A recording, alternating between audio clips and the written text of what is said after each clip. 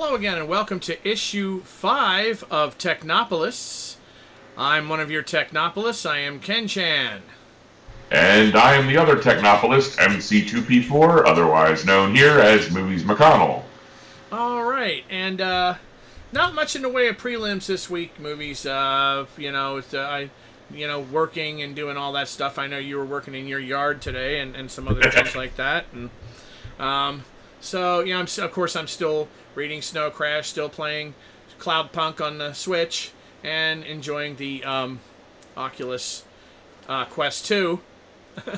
But so the first topic I wanted to get into tonight is the dark web, and a lot of the connotations that come with when people start talking about the dark web.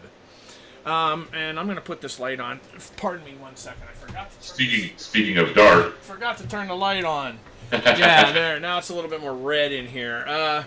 So, anyway, without getting into too big of a tutorial on how to do the dark web, I am going to give some tips on some things that if you're going to do the dark web, some things you want to keep in mind. You want to keep in mind, first of all, that the dark web is full of all kinds of subversive and illegal stuff. And you want to try to keep away from that as much as you can, because a lot of that stuff is government honeypots. And a government honeypot is something the government sets up because they want to see who comes in. So they set up this fake-o kitty porn thing, for example, to see who they can get with that, or some fake-o, want to buy some drugs online kind of thing to see who they can get with that. And that kind of thing is all over the place. So, of course, nobody here is an advocate of kiddie porn or anything like that. We don't know. But there are some interesting things there that normal people can look at and read. And, if I go and I look at subversive things like racist things and stuff like that, doesn't mean I'm a racist, but it's interesting to read some people's positions on things. There are some real whack jobs out there, and it's also a place that you can run into people from Anonymous and other groups like that. But of course, on the dark web, everybody's cloaked, everybody's hidden well. It's hard to track anybody there because of the Onion router, Tor.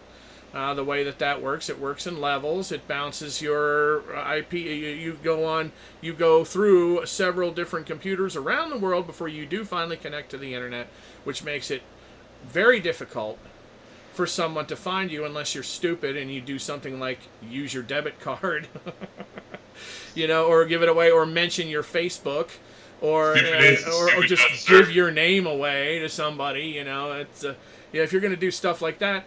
So the first tip I want to give to anybody who's thinking of looking at the dark web is you want to be a totally different person on the dark web. You don't want to do any of the things that you do when you're browsing the service web. Get yourself a separate so tip number 1, get yourself a separate computer for this. That's one. And don't put any information on that computer about yourself at all whatsoever. That's 2. Yeah, now another thing is you want to use something like, you want to use either a container or a virtual instance on your computer, preferably a Linux computer, just saying. And I'm covering that number, by the way, but can't see, that was number 3 you put up there. But, and I use Tails, and I verify my copy of Tails before I use it.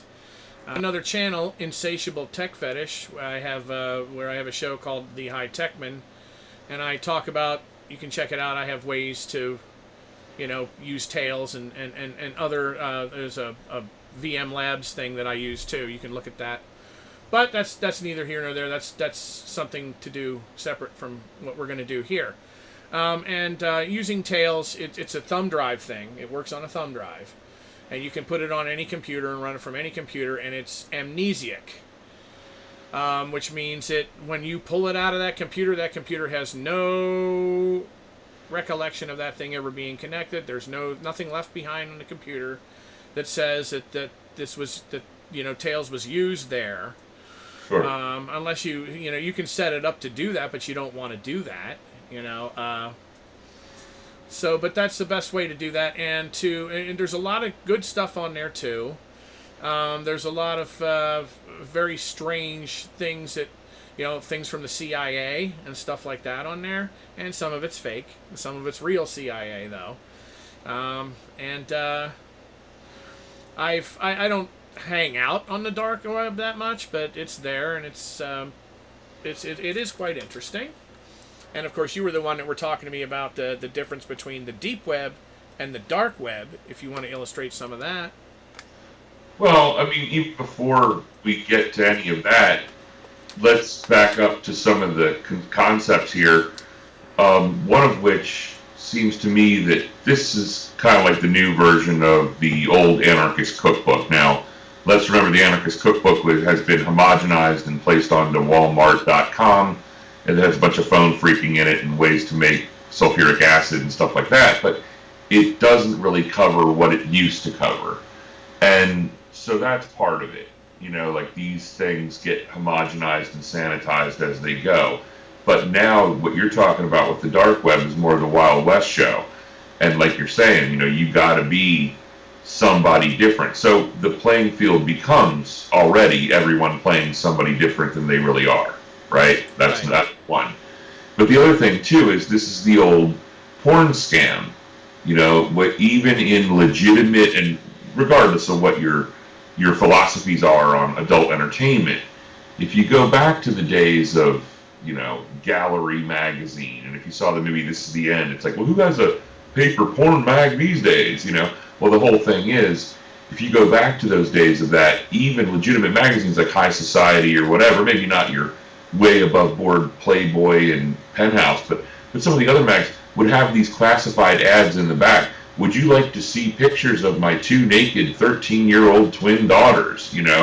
And again, that was a honeypot. That was, let's put this out there, and if you're dumb enough really to click on it, then, caveat emptor, shame on you, because you're supposed to know what the, and again, we get into the whole philosophical thing of the American government being a bunch of pussies who won't ever stand up and say, this is porn and this isn't. They won't ever draw a line. They'll draw a line when it relates to their Code of Federal Regulations. So there's a Code of Federal Regulations when you make pharmaceuticals, there's a Code of Federal Regulations when you make maple syrup, and there's a Code of Federal Regulations for where you can place the penis. Okay? So at that point, you're basically making some value judgments based on it. So realistically, what you're doing is saying, well, let's step back. And back in the days of the 80s or the 90s, you could go to any head shop and buy a copy of the Anarchist Cookbook and get that information that you needed for whatever you were going to do, whether it was, to coin Dungeons and Dragons terms, whether it was chaotic evil, chaotic good, supreme good, supreme evil, like whatever. But you see, then you get into this world of the dark web, and it's like, what do you want to do, kid? But you got to sort of know, just like an anarchist cookbook, they would say, well, you can do this. It's really stupid, and if you didn't die by this step, then you can move on to the next step. But that's kind of the way that you're talking about it too. It's like, okay, well, you need to be careful. You're going to go fishing now, so you need fishing waders. You need a life raft. You need a flotation device, and that's all just good Boy Scout preparedness. So I guess that's kind of number one. But number two is the fact the deep web, and you and I had talked about this before, going deep into systems and being a hacker. And if you read 2600 magazine or something like that, which you were kind enough to give to me, they really do espouse that same chapter as what's in the Anarchist Cookbook early versions, where they talk about, I am a hacker. I am proudly a hacker. And hacker has gotten a bad term. Hacker used to mean someone who was intelligent, someone who wanted to learn how it worked, someone that would take apart the camera and go, okay, the aperture lens flips the image upside down and puts it on the image plate and then takes the picture, but it's that kind of thing. And that's where so many supposed nerds and geeks loved computers, because computers wouldn't talk back, computers wouldn't punch at them, computers wouldn't do these things. And now it's kind of like the dark web is kind of the internet that we were all really sort of promised, Right. We Yeah. were sort of promised this, in air quotes, which I don't really like, but we were really kind of promised this Wild West show, of let's surf here and go here and be honeybees in the data and grab things, and truly, and I will not admit to anything on this program, but truly, any experiences in the dark web are really a true experience. I mean, if at your heart you don't want to see kiddie porn, which we don't, at your heart, if you don't want to blow up people, which we don't, it still should be allowed that we should be able to look at the data. And that data can be harmful, so you need to know how to handle it properly. And that's called being an adult and being a decent digital citizen. And that's one of the things in my books, which I write about when people log on to Synflesh or I forget Alpha Syntac, the two companies in it. They're basically, when the header pages come up in my novel, they say, you're wide and welcome to this wonderful world of this digital playing field, but act accordingly, digital citizen. And I think that statement really speaks to it. It's acting accordingly as a digital citizen. Just like you would have to do if you were an 18-year-old and you were going to the library and Mrs. Lindbergh is telling you, well, you can't take out that book. That book has dangerous information in it. And you say, aha, Mrs. L, I could take that book out because I'm 18 years old. But now you cross into the realm of, well, you showed that book that had X type of picture, whether it was a blue picture, an X-rated picture, that a 15-year-old supposedly, by way of chronological age, should not see, or did you just give, Jimmy down the street the impetus to making his very dangerous bomb that he blew up the police station with? So it's, again, I think it goes back to the lessons that you would teach a robot, which would be, people always say, what would you teach a robot? Don't harm man. Okay, the Asimov 3 laws and all that, but truly at its core, what's the bane of existence of making robots? And that's that you're going to have to teach them the same thing you teach a small child, which is use your best judgment. Right. Yep. Yeah, I wanted to get back though to what you were talking about with the kind of the Wild West, the internet we were promised. And that's absolutely true. In the old days, the internet today, the surface web, is like Pepsi. It's commercialized, like out the wazoo. Yep. It was like anything you find on Google, it's like some corporation owns it. Back in the day, you could go to Professor Slappy's bird watching page, and you could find all this stuff about bird watching and stuff that somebody did. They're not making any money off of it. They're doing it because they want to share information about birds, that they've watched and seen. Sure. And stuff like that. I'm just using it as a kind of a cheesy example, but you know what I mean. And there were message boards and people could share things like that, and it really was an open kind of thing. And I was like that, for a lot of the 90s. I mean, before Google really came along. And now, on the flip side of that is search engines before Google were crap. You couldn't find anything, and if you had a website, you had to pay one of those search engines extra money to put your crap at the top of their list. Like what was that, Web Crawler and some of those other ones that they had. Well, SEO, search engine optimization, and people still do that now with Google and stuff. But like you said, it's like now you're going to optimize the clogged traffic on 95. So okay, great, you're going to play Tetris on 95. Well, everybody's trying to go fast. So what it comes down to is, if you're a person, and Shark Tank, as I like to call it, is a prime example of this. Everybody now is crying about, make it in America, make America great again, blah, blah, blah. Okay, great. But here's the problem. These idiots on Shark Tank say, well, we can make that over in China for 7 cents less per unit. And the poor guy from North Carolina that says, I want to make the truck liner extender and all this, I want to make it in North Carolina because I want to build and buy American, and they say no. Now, when he says no to that, and they say no to that, their giant juggernaut goes flying down 95, Interstate 95, and says, screw you, I'm going to run you over. So you're kind of forced to either get on board or not. And I think what you're talking about too is back in the day, Hotbot and Search.com and CNET and all those things, right? What was the other one? There were a few other ones, but the problem was at that time you could pay one public peering point. So MCI's public peering point would point to all those search engines, and you were doing search engine optimization.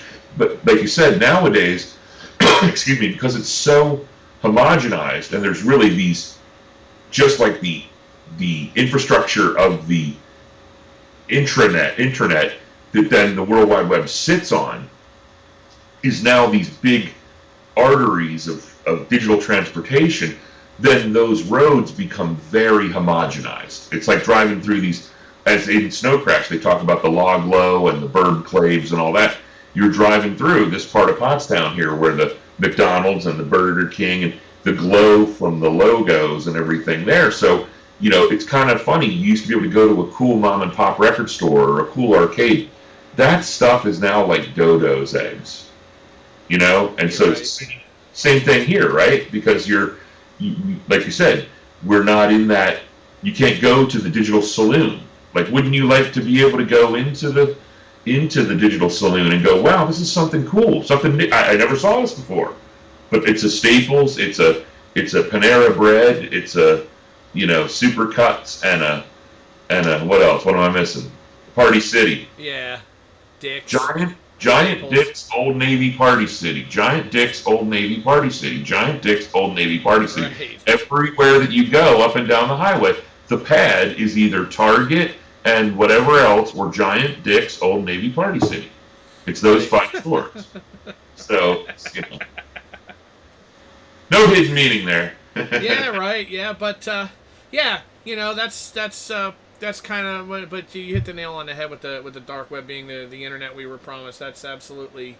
I see absolutely what you're talking about with that.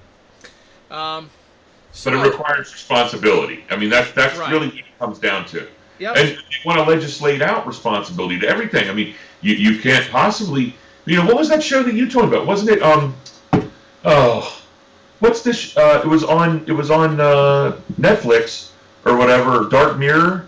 Isn't there one on there where they even isn't the running theme on that like in each one of those little mini stories they tell that I think it's that show where there's always a dishwasher involved, and then the person goes to put the dishes in the dishwasher and they put the knives up and the dishwasher won't run, close, or start because the safety feature is you can't have the knives sticking up, right?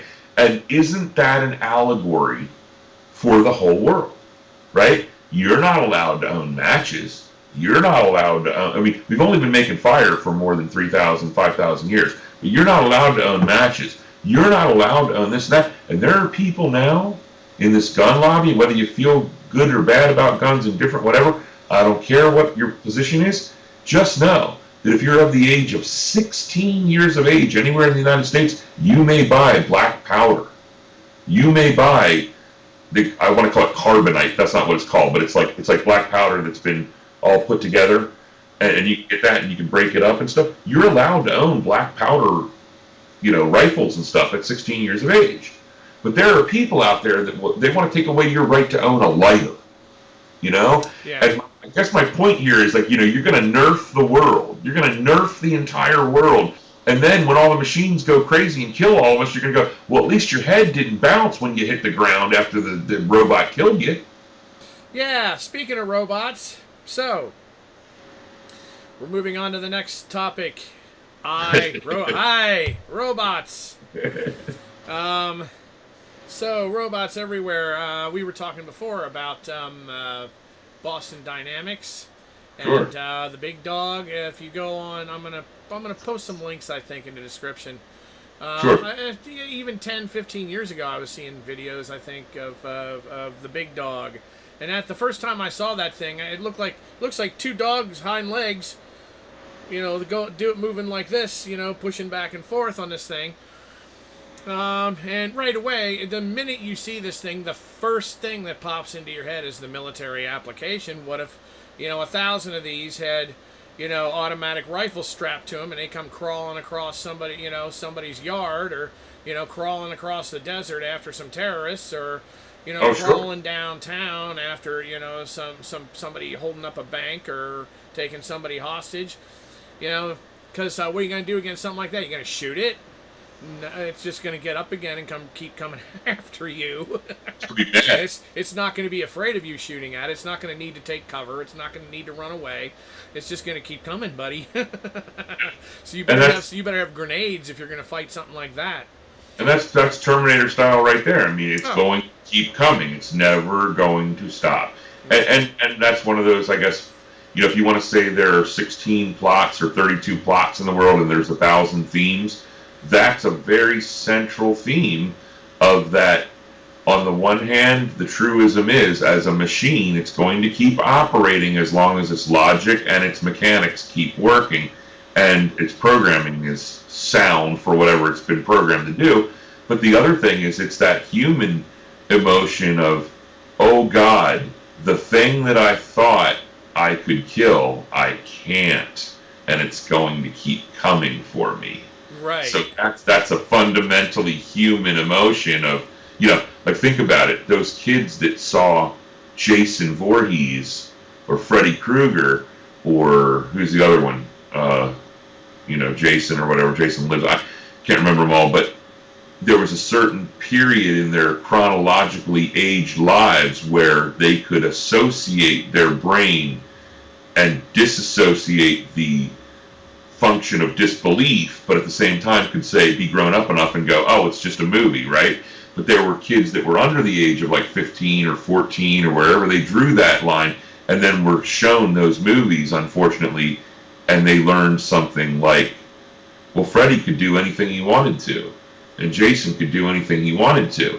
And so that cut off something in their brains that gave them any empathy at all. So literally, those human machines became like those machines you're saying. It's like, it doesn't have, just like Kyle Reese says, it has no feeling, it has no pity or remorse. It just is and keeps going. You can't reason with it. You can't bargain with it. It's going to just kill you.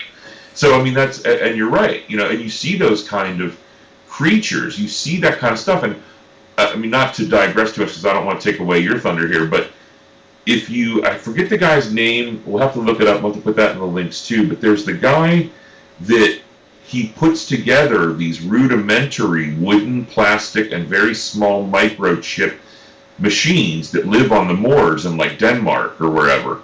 And these things, they're like on the shore, the moors of the shore, like there, and they just wander the deserts, and they have collision avoidance and stuff, and then people have actually repaired them and like put them back online and let them go.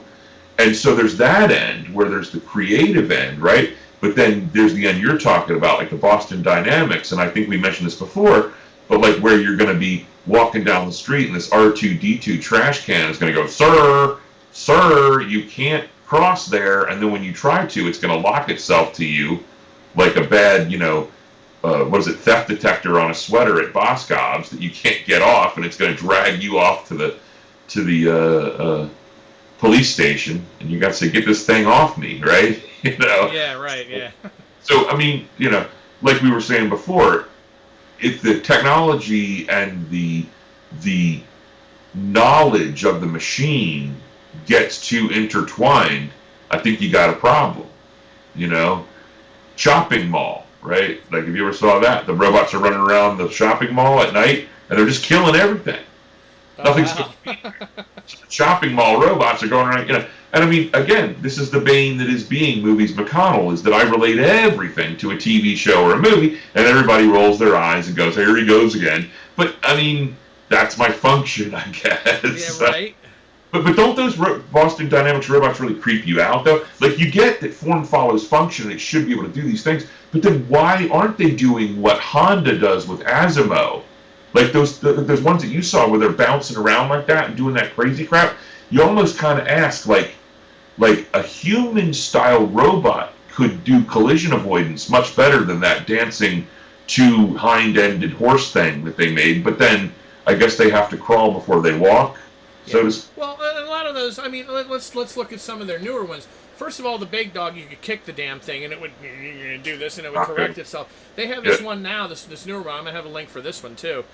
where they take it out on a shooting range, and it knows the targets it's allowed to shoot at and the ones that it's not. Like one of the guys picks up a shotgun, pitches it to this thing. This thing, it has 2 legs. It stands up like a person. It has 2 legs, a little camera thing for a head, and 2 arms. Catches the shotgun, does this, boom, starts shooting at the targets. The guy steps in front of it like this, and you hear this series of beats. It's like dee dee dee dee dee, like R2D2 almost, and it hesitates and it tries to shoot around the guy. Another guy comes up behind it and hits it with a hockey stick. It turns around and see who it is. It's him. It's a friendly, so it doesn't shoot at him either. Yep. And there's a certain point where they're protecting the thing, and the thing will start shooting at their feet to try to get them to move, and stuff like that, But there's one point where the thing there's a robot dog that they introduce that the thing finally just picks up the robot dog underneath its one arm, and it goes running down. It's carrying the thing to safety, and it's hauling ass. I mean, this thing's moving. It's like, wow. Well, that reminds me of Chappie. Did you ever see Chappie? No. It's the same people that did District 9. They did District 9 and all that stuff, and then in Chappie, these like thugs. It's a girl and a guy thug. They capture Chappie, and Chappie's a robot, and they teach Chappie like how to be a gangster, and they teach him how to shoot guns and stuff. In District 9, the one guy gets exposed to the black stuff from the sky or whatever, and he makes him part alien. So the regular police force want him because they have these weapons from the aliens, and no human can fire the weapons. It won't let a human fire the weapon. So then, because he's got some features of the aliens, then when he wraps his hand around the gun comes active. So then they're like, well, go shoot that, go kill that, and tell him to do these things, and he won't do it. So again, you're back to that theme of, who's your controller? Where's your freedom? What do you get for who are the friendlies? Who are the enemies? Exactly. It becomes very blurred, right? Yeah. But same thing here. They're teaching Chappie, not only to be like a swagger and gangster, but they're just amazed that Chappie, which it seems like the guys, is it Neil Blomkamp or whoever does that? It seems like those directors really spent some time with robotics professionals, because in that movie, Chappie's, you can hear the stuff going on in Chappie's head. You can hear it's like trying to figure out what to do, and it's doing it quickly. But then they're like, check this thing out. It can go through 70 targets come in, and it can take out 68 of them and go, well, those 2 were friendlies. Right, yeah. That's freaking amazing. And that goes back to even when you talk about stainless steel rat books, they talk about you can't fool a police robot. They're like, you can outthink one, but you can't outmove one. They're like, if it comes down to it going, you're the thief, you're the problem, and then you go, okay, well, I'm going to be okay badass at the OK Corral and pull out my guns, you're dead. I mean, the robot's going to kill you every time. Every time, yeah. There's no hope. Unless you have a grenade, Yeah, exactly. And even then, you're not going to get the grenade off to it, right? No, not quick enough. When you read those old Han Solo novels, they talk about, okay, Chewbacca and Han are on this planet, and nobody there had shielded circuits, so now they had to put in fluidics, and the guy's saying, fluidics? I'd rather steer my ship with a blunt pole. And Han Solo's saying, well, yeah, but shielded circuitry was a little beyond them here. And if you think about it, it's that same kind of one for one, right? So the robot's able to shoot 27 targets out of 30 and say 3 are friendlies. Okay, great. Now you have to because you can't outmaneuver the robot. You have to outthink the robot. But how are you going to do that? The robot has infrared, infrablue, thermal, everything, right? Micro gear, everything it would ever need to be able to identify its targets, track them, and take care of it. So you have to fool the robot or the robot's commander, or, so it becomes that, it's the old Bill Cosby joke. You buy the $3,000 bicycle, you buy the $4,000 lock, and by the time that you lock the bicycle outside, the thieves have already figured out how to cut that lock and take that bicycle, so now you got to put it inside, because they're just going to steal it. Right, yeah. Yeah. So, see where I'm going there with that? It's you're just round and round and round and round. So, but they are amazing. Some of those robots. Have you gotten to the parts in Snow Crash where they talk about the dog? Oh yeah. He wants to be a good dog. Yeah. He moves at like Sonic Speed, you know. Rock too. He's like out of the chute to go get the, and he hears all the other good doggies too that are, but he's there to protect. Yeah, I've gotten to that point. Well, the thing is, there's gonna be a culmination at some point, and that concept that you just talked about becomes tantamountly important by the end of the book. Right. I mean, it's Okay. crazy. It's crazy. Yeah. You'll love it.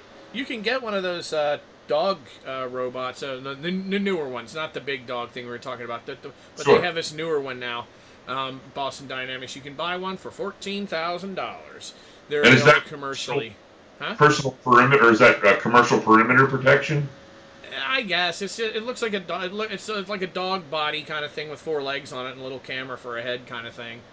I have a thing like that from Sharper Image that has a remote control from like 15 years ago, and even that, it's pretty cool. Like, you can make it walk around and do different stuff. So now if they're autonomous and have, thermal cameras or FLIR cameras on them, for those that don't know, FLIR is forward-looking infrared, but you can look for, that you can walk around and look for thermals in your house and stuff. Like, that's pretty cool. I mean, the peacetime applications for a lot of these robots are really, really amazing. But the problem here is everybody always thinks war. It's always how, like, everything becomes a weapon first. That's why. Yeah, anything is in that one movie, the Matt Damon movie, what is it? Born Identity? Elysium. The robots are up on the space station and they reionize people and take rid of their cancer and make them live longer. And so at the end of the movie, the guy has to get up there and change the one tag in the XML file that instead of just people on Elysium, it's people everywhere that get this treatment. So only the rich people live there. And so at the end of the movie, the robots come to a conclusion. It's really cool. The robots go, well, save everybody from cancer on Elysium. And they reionize people, fix them, and the one guy gets up there and does it. Well, Matt Damon goes up and he gets into the file and he changes it to all humans. And so then the robots are like, well, we can't bring everybody up here. So then the robots start putting together these ambulances and just coming down to the earth, and they just start putting big lines and just reionizing everyone. And I mean, why wouldn't you make robots that can make clean water? Why wouldn't you make robots that can clean the air and do, you know what I'm saying? Like, it's a shame that the commercial industrial complex for wartime has to drive these things that have such wonderful, peaceful applications. Yeah. Well, the other shame is that here we are in 2021 and there aren't more personal robots than what there are. There are a few. They're kind of pricey, and they're basically, they're basically iPads on wheels that kind of like float around. They have like a face on them and stuff, and they can do, they can basically do what, your Google Home Assistant or your Alexa or whatever those can do. They can answer questions, and they can connect you to the internet. They can make appointments for you, that kind of thing. I want one that can get me a beer. I want one that's like built like a female that can, Well, did you see? I'm sorry to interrupt you, but did you also see? Did you see Interstellar? No. You should watch that. There's a cop out in it. It's the Tesseract, and anytime anybody can't explain anything, it's the Tesseract. There's those air quotes again, the Tesseract, and they do a good job of wrapping it all up. But the robots in that movie are like giant cell phones. They're like giant monolith cell phones, and then when they need to, they actually, like, their legs split out. They're like legs and arms and a head, and it's like a giant cell phone. And it's like this, it's just the most indescribable thing. And it's so funny in it because at one point they have to reset one, and Matthew McConaughey's resetting it. And as he's going through the settings, he says humor. And he says, I'll set it at 80%. And after he sets it, the robot tells a joke. And the joke is really bad. I mean, it's just horrible. And Matthew McConaughey goes, you want to go for 40%? And the robot tells him a really funny joke. And he's like, okay, 62%. But it's just funny that, again, you get back to that, are you independent? No one's independent. We're all dependent on each other. But are you the slave or the master? And I don't mean that in a traditional way. I mean that in the most fundamental way. Are you a master of your time, or are you a slave to your time? Are you a master of your technology, or are you a slave to your technology? Are you a master of your energy, or are you a slave to your energy? And that's really what I think that all of these themes wrap around, whether they're in something fictional or non-fictional. I think it all kind of relates that way. Good. Well, that moves us on to our last topic for today, which movies I want you to walk us through the evolution of the synthesizer. Yeesh. Well, let's see if I can It's quickly. a tall order. Without just going, the basics. We don't yeah, have to have details. Well, certainly, and without going into a whole diatribe, let's just say this. Just as mankind has always sought to be alchemists and take lead and turn it into gold, there also is a lesser degree, but just as important to those who do it, an ability to be able to take something and make something like something. So to synthesize something in video, to synthesize something in audio, or to synthesize something using, say, a 3D printer means simply to create something. Well, that creation in the land of audio synthesis became trying to either recreate or imitate actual sounds. And so, with that being said, you may try to emulate or imitate the scraping of a piece of horsehair across a metal string, such as a violin. You may try to capture the nuances of a saxophone and all of its complexities, or you may wish to capture all the overtones of a series of piano keys that are tuned to a claviated scale. All of that being said, that's what audio synthesis is all about. There are many types of audio synthesis, the most basic being what they call analog subtractive synthesis, and I'll get to that in a moment. But to go over various kinds, there are kinds such as FM, analog, digital, car plus strong, additive, linear algorithmic, or linear arithmetic, and many others. Phase distortion being one of them too. But essentially, it's utilizing technology to create a movement of air, such as blowing through a horn, moving a string, playing a guitar, having something come out of an amplification system, which is fundamentally a part of it. Now, to get into what analog synthesis is, let's use an example like a mini Moog. Moog was a designer that started in the 1960s. He originally started making theremins. A theremin a lot of times was mounted on a guitar, you'll see that, but also just a straight ahead, what I would call a tactical theremin, using your hands to play it. One part of it is an antenna, another part of it is a loudness control, and breaking the field between the two and utilizing where your hand goes creates the pitch, the waviness, all those kind of things. Now, Moog was doing that at the same time. Don Buchla out in California was following what we now consider to be the West Coast design, a little bit wackier, a little crazier, a little bit crazy in a good way, but more of an open architecture machine, which could be used for many different things other than audio synthesis. I just make that distinction.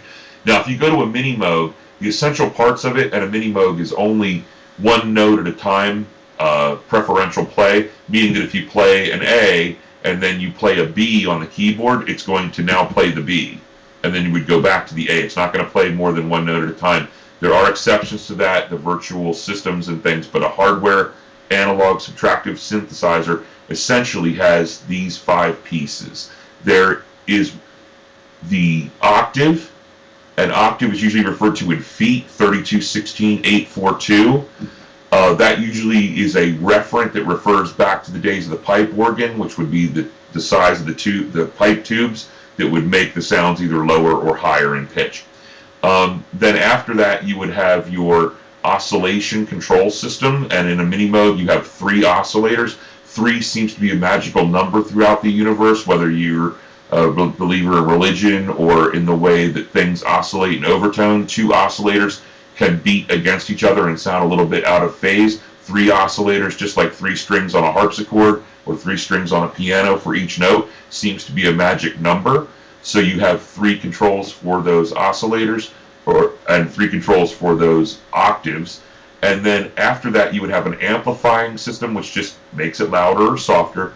You have an ADSR, which is the takt decay sustain release, which is how long the sound takes to come in, how long the sound decays out, how long the sound sustains, and how long it takes after release of the key, the sound fades away. In addition to that, you also have fundamentally, and there are other things that can be added, especially in modular synths, but you also have what's fundamentally known as the filter.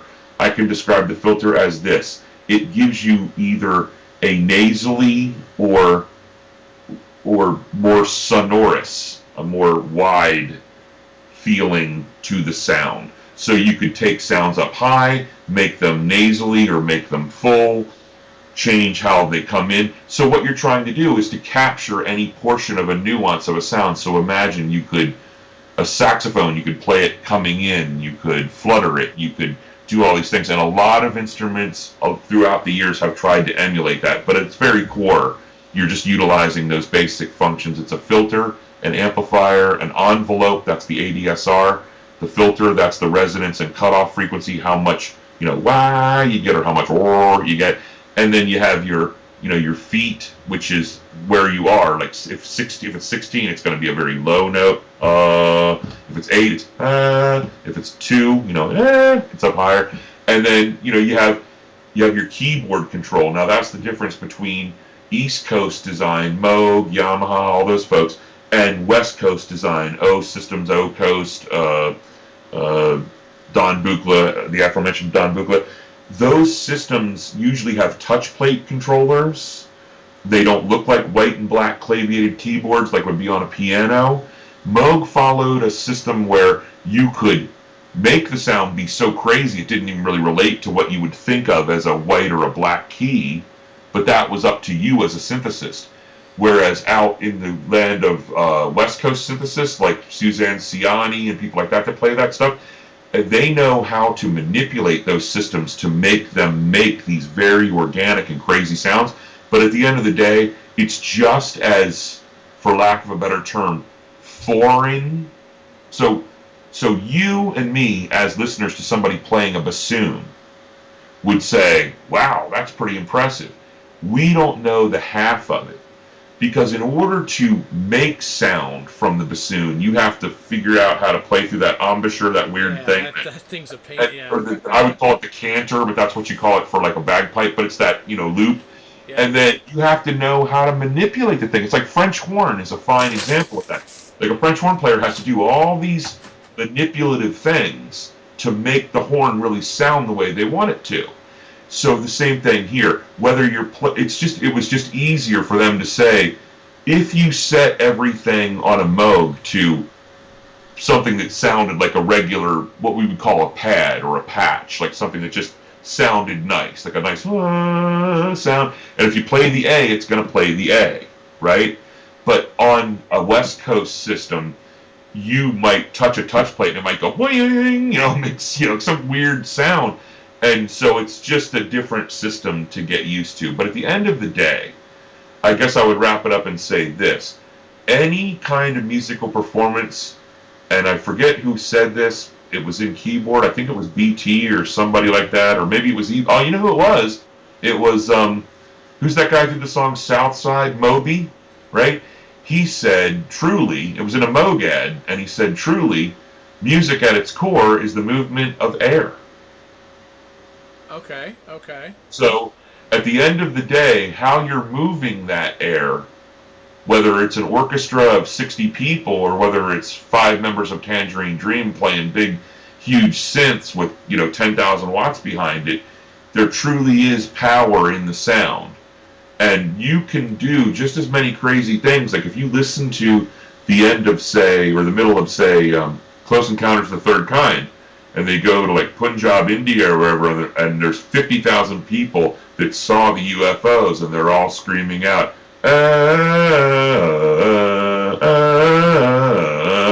that, in my opinion, in my very humble opinion here in this discussion, if you think about the religious implications, the ancient aliens implications, all those things, you look at these giant systems of building blocks and all these things that people did, that we're egotistically as human beings standing there saying, we did that. It's like, you don't have machines today that could do that. I truly believe at my core that there is power in some systems and some techniques utilizing some of those things that we never thought of. And Sokolos and them, they talk about Joshua fought the Battle of Jericho. Well, we always thought that was kind of legend. Maybe it wasn't. And apparently they recently found possessions of supposedly labeled Goliath, right where somebody said that Davy and Goliath fought. So, when you look back at some of those legends and some of that stuff, and you hear Joshua fought the Battle of Jericho and the walls came tumbling down, how can we say that's not really true? Because we know the power of sound can do a lot of crazy stuff. And so I think that's what we're all kind of on this quest for. I know my synthesis friends are always like looking for that next thing that makes that next sound. And so you're always trying to find, like, how can you use that next sound in some kind of fiery, flamboyant, crazy, never thought of way before, and make people go, wow, because isn't that what it's about? Yeah. But I hope that, again, just to sum up, really a synthesizer is just a way of manipulating the sound to make it either sound reedy or sonorous, long or short, high or low, and make it sweepy. And that's why a lot of synthesizer players like Tomita, Thomas Dolby, and myself all started on the trombone. Because it slides back and forth, and I see. Okay, all right. Yeah. Dig that. All right, well, good insight there, movies. And that about wraps it up for tonight. We want to thank everybody for tuning in and checking it out. Be sure to smash that like button, share, subscribe, leave comments below, and looks like we'll see you next time. And we appreciate your time and your attention, and as always, I really appreciate Ken Chan for doing all this work and putting it all together every couple of weeks. And I appreciate Movies for coming in here and offering his very intense wit and knowledge. It is unique. It's good stuff. Good times. Have a lovely evening, my friend. All right. Thank you very much.